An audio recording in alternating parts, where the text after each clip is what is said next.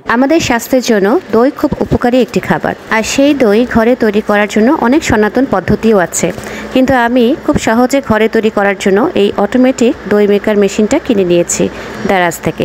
তো দারাজ থেকে পার্সেলটা আসার পরে আমি এখন প্রোডাক্টটা আনপ্যাক করে নিচ্ছি। দারাজে কিন্তু সেম প্রোডাক্টেরই অনেক রকমের রিভিউ আছে, অনেক সাপ্লায়ারও আছে। তো দেখে শুনে যেটা ভালো মনে হয়েছে সেখানেই আমি অর্ডারটা দিয়েছিলাম। আলহামদুলিল্লাহ সঠিক সময় সঠিকভাবে আমি প্রোডাক্টটা পেয়ে গেছি। আর এই তো এখানে দুধ জাল করে নিচ্ছি আমি, আর দইয়ের প্রিপারেশন নিয়ে এখন এই মেশিনটাতে আমি দই সেট করতে বসিয়ে দিব। এই মেশিনে দই তৈরি করা এতই সহজ যে কোনো একটা বাচ্চাও মনে হয় দই তৈরি করতে পারবে। মেশিনের ভিতরে যে স্টিলের বাটিটা পেয়েছিলাম সেই বাটিতে দুধটা ঢেলে দিয়ে এখন আমি মেশিনে সেট করে দিচ্ছি।